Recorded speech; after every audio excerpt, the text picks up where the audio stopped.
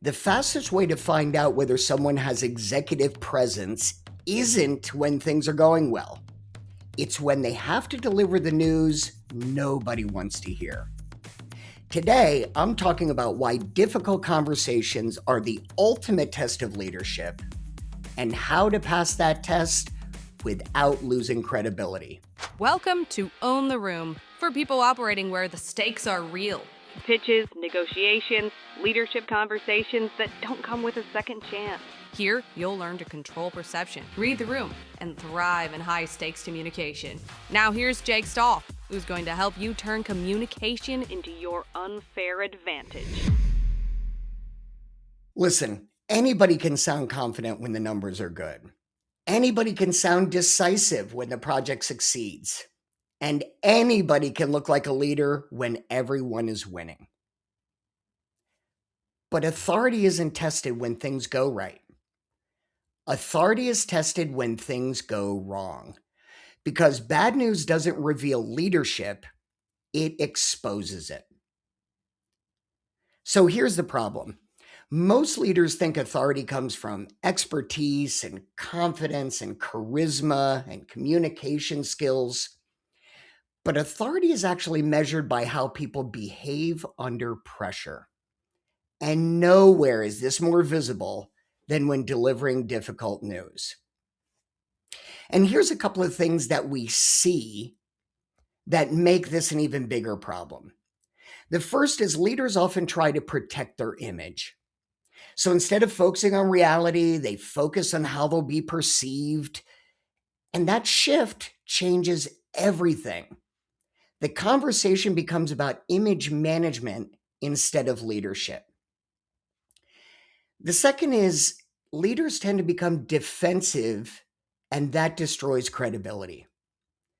And the reality is, the moment someone starts explaining why it wasn't their fault, listeners stop hearing leadership and they start hearing fear. Defensiveness signals self-protection, where authority signals ownership. And then comes the excessive justifications. People trying to explain why the things went wrong or why this went astray. But the reality is, confident leaders explain, where insecure leaders justify. One provides clarity, the other seeks approval. And honestly, the audience can feel the difference. And here's a fact about human nature in general, is that teams trust clarity more than comfort. The confusion is that many leaders think that their job is to make people feel better. But it's not. Their job is to make reality understandable. Here's the truth. People can handle difficult news, but confusion, that's what destroys confidence. And last but not least, keep in mind that difficult moments become defining moments. So people form lasting opinions during stressful moments. And the way you handle pressure becomes part of your reputation. People remember calmness, ownership, honesty, clarity, and they remember that long after they forget the actual event. So let's talk about the 5 things you can do starting today as it relates to difficult news as a leader. Number 1, stop managing perception. Ask yourself this simple question. Am I trying to communicate reality or protect my reputation? If you focus on truth and not on your image, the results are going to be much better because people can feel image management. So stop trying to manage perception. Second is, you're a leader. Take ownership before assigning the cause. So Many leaders will start with the thought process of, here's why it's not my fault. This was outside my control. Instead, start with, here's what happened. Because ownership lowers resistance immediately.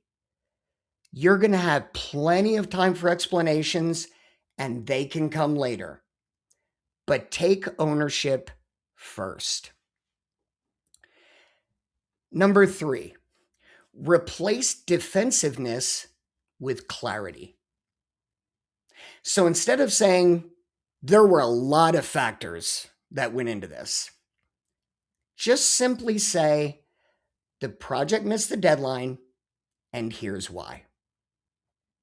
It's shorter, it's cleaner, it sounds way more confident.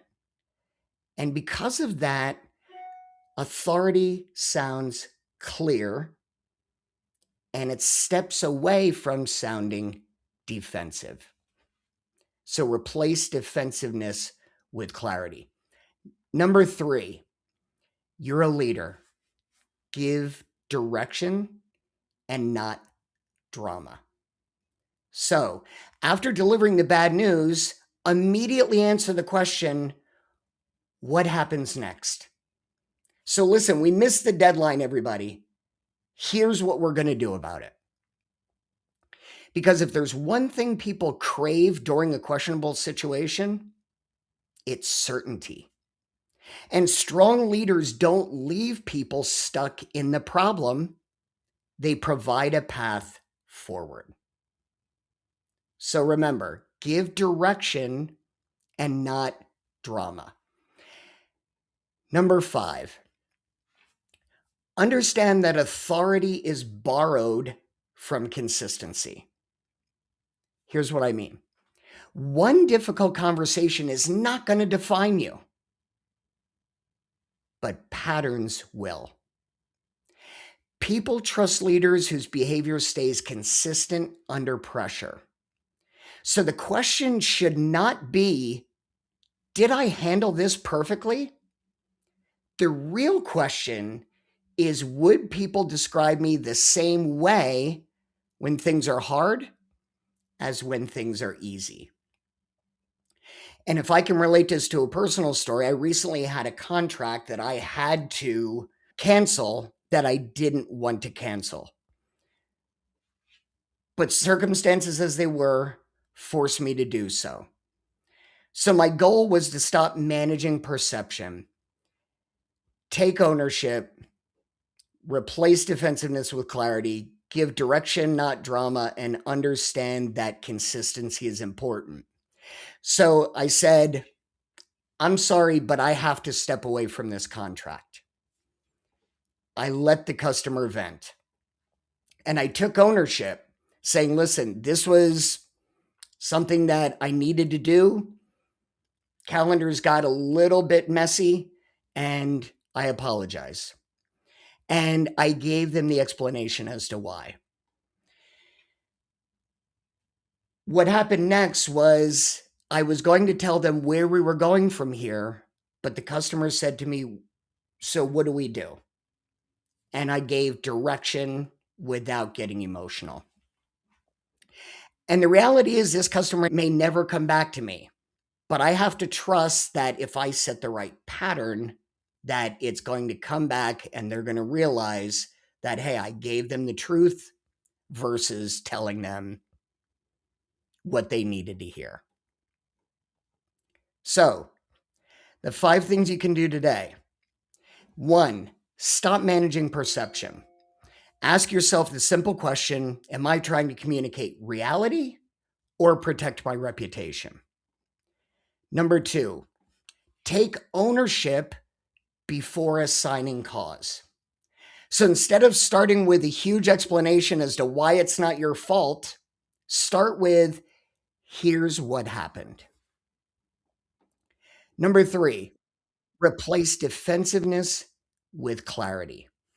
So it's easy to start with, hey, there were a lot of factors, things got out of hand, and I lost control. Just simply say, the project missed the deadline, and here's why.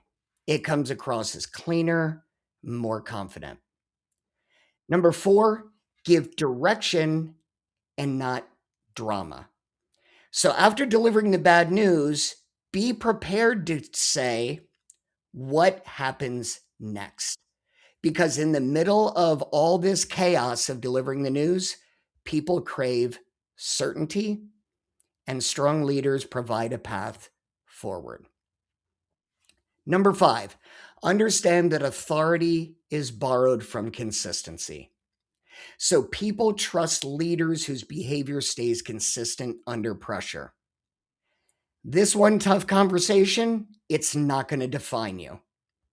Patterns define you. So remember, the question isn't, did I handle this perfectly? It's, would people describe me the same way when things are hard as when things are easy? So the thing I want you to remember is executive authority isn't built when people like the message. It's built when they trust the messenger. So remember, anyone can lead when the news is good. But the leaders people remember are the ones who stayed clear, calm, and credible when the news was the opposite. Because people don't judge leadership by how you deliver good news.